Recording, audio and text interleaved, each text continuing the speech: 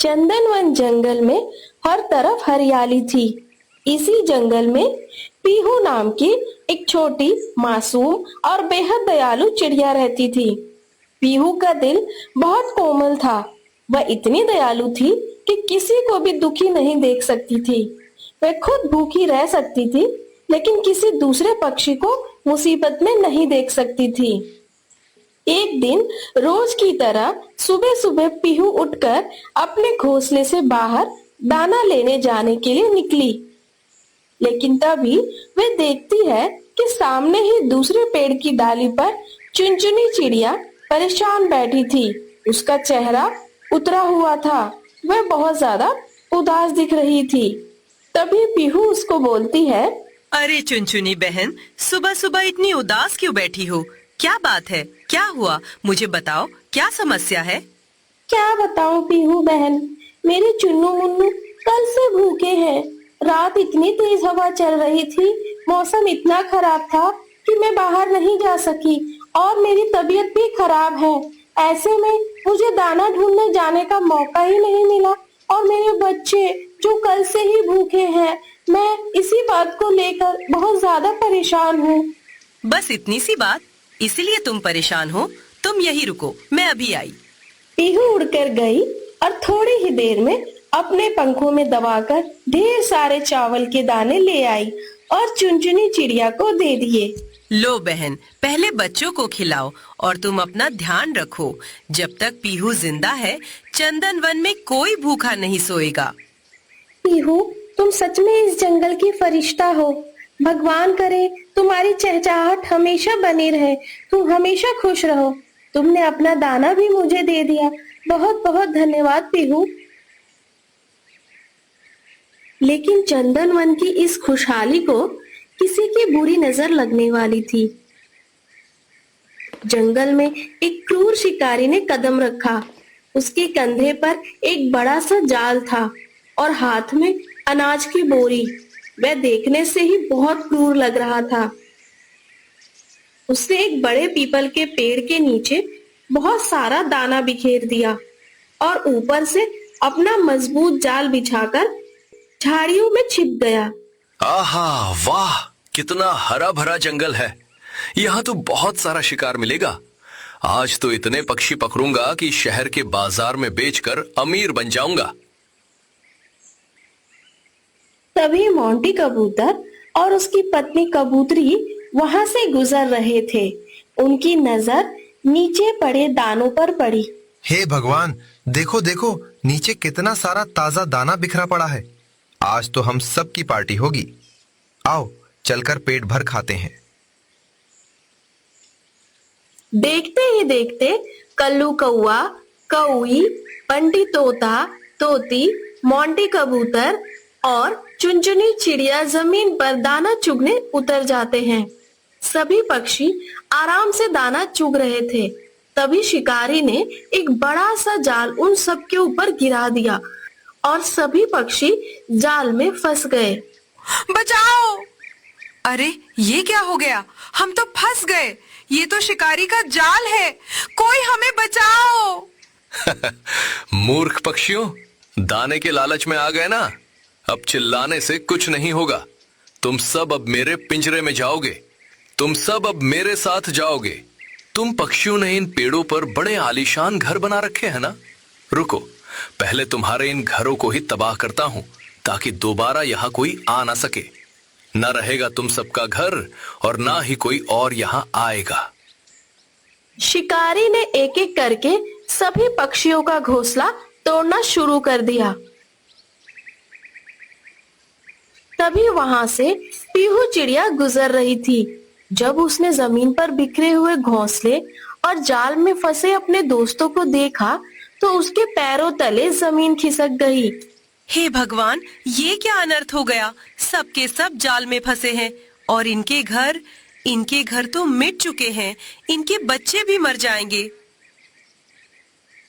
पीहू घबराकर एक पेड़ की ऊंची डाल पर जाकर छिप गई। उसने देखा कि शिकारी बहुत थक गया था। धूप बहुत तेज थी। अरे, अभी दोपहर की धूप तेज है। थोड़ी देर सो लेता हूँ। शाम को इन सबको लेकर शहर निकलूंगा। आज तो खूब कमाई होगी। शिकारी थककर पेड़ की छांव में सो गया। जैसे ही शिकारी के खर्राटे गूंजने लगे, पीहू पेड़ से नीचे उतरी। रो मत भाइयों, चुप रहो वरना शिकारी जाग जाएगा। मैं तुम्हें यहाँ से जरूर निकालूंगी। पीहू बहन, तुम यहाँ से भाग जाओ। ये शिकारी बहुत दुष्ट है, तुम्हें भी पकड़ लेगा। मैं अपने परिवार को मुसीबत में छोड़कर भाग जाऊं, ऐसा कभी नहीं होगा। तुम सब बस भगवान पर भरोसा रखो, मैं अभी आती हूँ।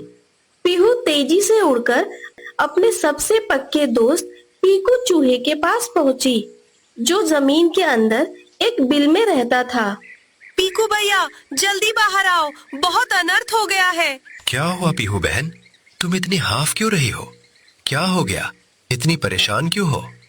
पीकू भैया, शिकारी ने हमारे जंगल के सभी पक्षियों को जाल में पकड़ लिया है। उनके घर भी तोड़ दिए हैं। अगर तुमने अभी मदद नहीं की तो वह उन्हें शहर ले जाकर बेच देगा। प्लीज मेरे साथ चलो। उस शिकारी की इतनी हिम्मत! चलो पीहू बहन, मेरी पैनी कुल्हाड़ी जैसे दांत किस दिन काम आएंगे। अभी चलकर उस जाल की धज्जियां उड़ाता हूँ। पीहू और पीकू चुपके से सोते हुए शिकारी के पास पहुँचे। पीकू भैया, वो देखो जाल की मुख्य रस्सी, उसे काट दो। तुम फिक्र मत करो पीहू बहन, बस 2 मिनट रुको। पीकू चूहे ने फुर्ती से जाल पर चढ़कर अपने नुकीले दांतों से रस्सी को कुतरना शुरू कर दिया और सारी रस्सी को काट दिया। लो पीहू बहन, जाल कट गया, सब आजाद हो। पक्षी भाइयों, कोई शोर नहीं करेगा। धीरे से जाल से बाहर निकलो और बिना आवाज किए आसमान की तरफ उड़ जाओ। चलो जल्दी करो। एक एक करके सभी पक्षी जाल से बाहर निकले और एक साथ आसमान में उड़ गए। पंखों की इस आवाज से शिकारी की नींद अचानक खुल गई। अरे अरे, ये क्या आवाज है? मेरा जाल किसने काटा? जब उसने देखा कि पूरा जाल खाली पड़ा है और आसमान में सारे पक्षी उड़ रहे हैं, तो वह गुस्से से लाल पीला हो गया। धोखा, मेरे साथ धोखा हुआ। किसने किया ये? मिल जाए तो उसकी गर्दन मरोड़ दूं। मेरी सारी मेहनत बर्बाद हो गई। वह गुस्से में जंगल से बाहर भाग गया। शिकारी तो चला गया, लेकिन पक्षियों के सामने अब एक पहाड़ जैसी मुसीबत खड़ी थी। उनके घोंसले टूट चुके थे, अंडे बिखर चुके थे और नन्हे नन्हे बच्चे डरे हुए अपनी माओ से चिपके बैठे थे। सभी पक्षी एक बड़े बरगद के पेड़ के नीचे इकट्ठा हो गए। उनके चेहरों पर चिंता साफ दिखाई दे रही थी। हम आजाद तो हो गए, लेकिन पीहू, अब हम रहेंगे कहाँ? मेरा सुंदर घोंसला टूट गया। आज रात मेरे बच्चे खुले आसमान के नीचे कैसे सोएंगे? अगर रात को बारिश आ गई तो हम सबका क्या होगा? और अगर कोई जंगली जानवर आ गया तो हमारे बच्चों की रक्षा कौन करेगा? सभी पक्षी रोने लगे। चारों तरफ मायूसी छा गई। लेकिन तभी पीहू एक ऊंचे पत्थर पर चढ़ गई और सबको शांत रहने का इशारा किया। सब लोग चुप हो जाओ। रोने से टूटे हुए घर वापस नहीं आएंगे। संकट बड़ा है तो हमारी एकता भी बड़ी होनी चाहिए। लेकिन पीहू, अब हम क्या कर सकते हैं? हम अलग अलग घोंसले बनाएंगे तो बहुत समय लग जाएगा। तब तक हमारे बच्चे कहाँ रहेंगे? अब हम अलग अलग घोंसले नहीं बनाएंगे। हम सब मिलकर एक ऐसा घर बनाएंगे जो इस जंगल में किसी ने नहीं देखा होगा और ना ही कभी सुना होगा। कैसा घर? हम सब मिलकर एक घास का घर बनाएंगे जो 3 मंजिला होगा। एक ही छत के नीचे हम सब एक बड़े परिवार की तरह रहेंगे। क्या 3 मंजिला घास का घर? पीहू, तेरा दिमाग तो ठीक है। हम छोटे पक्षी इतना बड़ा घर कैसे बना सकते हैं? ये आसान नहीं है कल्लू भैया, लेकिन अगर एक एक तिनका मिलाया जाए तो पहाड़ बन सकता है। अगर हम सब अपनी ताकत जोड़ दें तो कुछ भी असंभव नहीं है। हाँ पीहू, मैं तुम्हारे साथ हूँ। मैं सबसे मजबूत घास चुनकर लाऊंगी। हम पेड़ों की मजबूत टहनियां ढूंढ कर लाएंगे। मैं और तोती दूर नदी किनारे से लचीली बेलें लेकर आएंगे। और हम मिट्टी और गीली लकड़ी का इंतजाम करेंगे। पीहू की बात सुनकर सभी पक्षियों में नई उम्मीद जाग गई। जो पक्षी कुछ देर पहले रो रहे थे, अब पूरे जोश के साथ काम करने के लिए तैयार थे। चलो दोस्तों, काम शुरू करो। सबसे पहले हमें मजबूत नींव बनानी होगी। यह सुनकर सभी पक्षी अलग अलग दिशाओं में उड़ गए। कोई घास ला रहा था, कोई तिनके ला रहा था, कोई मोटी टहनियां उठा रहा था, तो कोई गीली मिट्टी इकट्ठा कर रहा था। पूरा चंदनवन उनकी मेहनत का गवाह बन रहा था। लो पीहू बहन, ये एकदम पक्की लकड़ी है। इस पर चाहे जितनी हवा चले ये नहीं हिलेगी। बहुत बढ़िया मोंटी भैया, इसे यही लगाओ। कल्लू कौवा और कौवी अपनी चोंच में गीली मिट्टी लाकर टहनियों को आपस में जोड़ने लगी। बहुत अच्छे कल्लू भैया, ऐसे ही मजबूती से जोड़ते रहो। चुनचुनी बहन, अब तुम और कबूतर भैया मिलकर पहली मंजिल की दीवारें बुनना शुरू करो। ठीक है पीहू, अभी बनाना शुरू करती हूँ। घंटों तक सभी पक्षी बिना रुके काम करते रहे। सुबह कब दोपहर में बदली और दोपहर कब शाम में, किसी को पता ही नहीं चला। धीरे धीरे घास का विशाल घर आकार लेने लगा। पहले पहली मंजिल तैयार हुई, फिर दूसरी मंजिल और उसके बाद तीसरी मंजिल। अरे वाह, हमारा घर तो सचमुच बन गया। मुझे तो अभी भी विश्वास नहीं हो रहा। हमने सच में 3 मंजिला घर बना लिया। सूरज ढलते ढलते उनका अद्भुत घास का घर पूरी तरह तैयार हो चुका था। पहली मंजिल पर तोता, तोती और कबूतरों का बसेरा था। दूसरी मंजिल पर कल्लू कौवा और कौवी का घर था और सबसे ऊपर तीसरी मंजिल पर नन्ही पीहू और चुनचुनी चिड़िया का आशियाना था। पीहू, अगर आज तुम ना होती तो हम सब आज किसी पिंजरे में बंद होते या बेघर होकर रो रहे होते। हाँ पीहू, मुझे माफ कर देना। मैंने सुबह तुम्हारी बात पर शक किया था, लेकिन आज तुमने साबित कर दिया कि एकता में ही असली जादुई ताकत होती है। भैया, माफी मत मांगो। ये घर सिर्फ घास का नहीं है, ये हमारे प्यार, हमारी एकता और हमारे भरोसे का घर है। जब तक हम साथ हैं, कोई शिकारी हमारा कुछ नहीं बिगाड़ सकता। रात के अंधेरे में वह 3 मंजिला घास का घर जुगनुओं की रोशनी से जगमगा रहा था। सभी पक्षी अपने नए घर में चैन की नींद से सो रहे थे, लेकिन जंगल के दूसरे छोर पर एक व्यक्ति गुस्से से तिलमिला रहा था। वह कोई और नहीं बल्कि वही क्रूर शिकारी था। उसकी आंखों में बदले की आग जल रही थी। मुझसे बचकर भाग गए, मेरा जाल काट दिया, मेरी सारी मेहनत बर्बाद कर दी। अब मैं उन पक्षियों को ऐसा सबक सिखाऊंगा कि सारी उम्र याद रखेंगे। अगली सुबह सूरज की पहली किरण के साथ ही पूरा चंदनवन चहचहाहट से गूंज उठा। 3 मंजिला घास का घर दूर से ही किसी महल जैसा दिखाई दे रहा था। सभी पक्षी अपने नए घर को देखकर बहुत खुश थे। पीहू बहन, देखो ना, हमारा घर कितना सुंदर लग रहा है। सच कहूं तो मैंने कभी सपने में भी नहीं सोचा था कि हम सब एक साथ इतने बड़े घर में रहेंगे। अब हमारे बच्चे कभी अकेले नहीं रहेंगे, हम सब एक परिवार की तरह रहेंगे।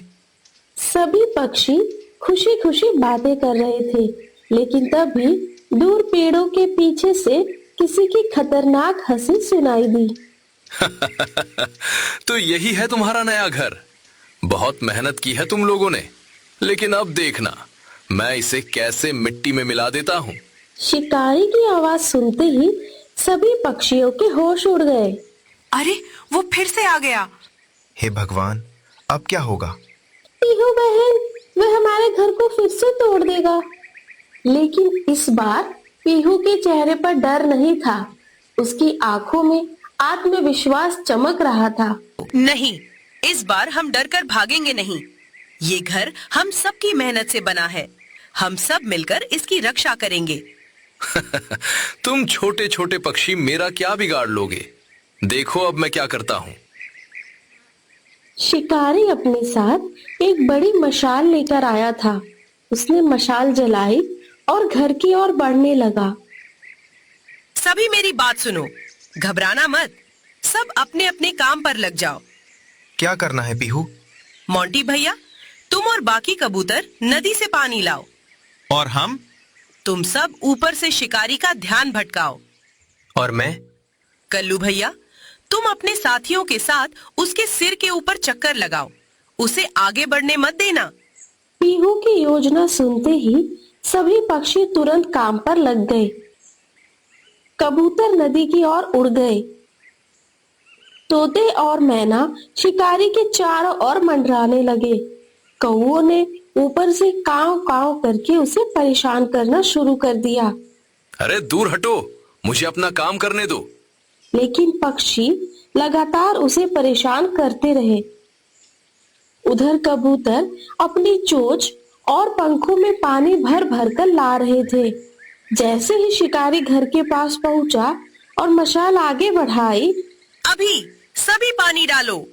सैकड़ों बूंदें एक साथ मशाल पर गिरी और देखते ही देखते मशाल बुझ गई। क्या मेरी मशाल बुझ गई? शिकारी को और भी ज्यादा गुस्सा आ गया। उसने पास पड़ा एक बड़ा पत्थर उठाया और घर की तरफ फेंकने लगा। लेकिन तभी पीहू को एक और उपाय सूझ गया। पीकू भैया, अब आपकी बारी है।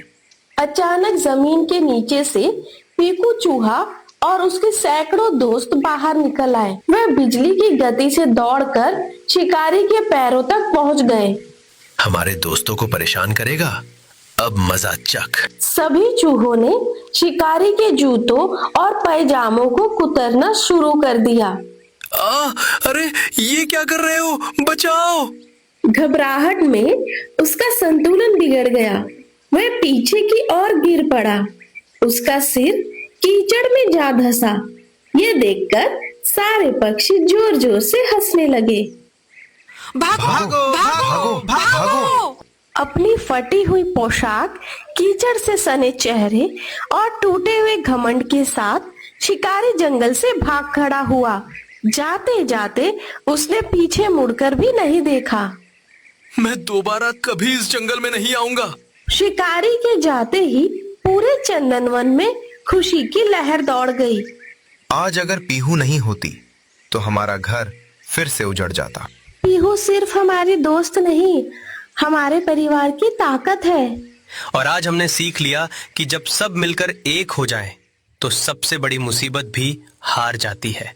याद रखो दोस्तों, घास का घर मजबूत नहीं होता, उसे मजबूत बनाती है उसमें रहने वालों की एकता। उस दिन के बाद चंदनवन में फिर कभी कोई शिकारी आने की हिम्मत नहीं कर पाया। 3 मंजिला घास का घर पूरे जंगल की पहचान बन गया। दूर दूर से पक्षी उसे देखने आते और अपने बच्चों को बताते, यही वह घर है जिसे प्यार, मेहनत और एकता ने बनाया था। दोस्तों, इस कहानी से हमें यह सीख मिलती है, एकता और मेहनत से हर कठिनाई पर विजय पाई जा सकती है।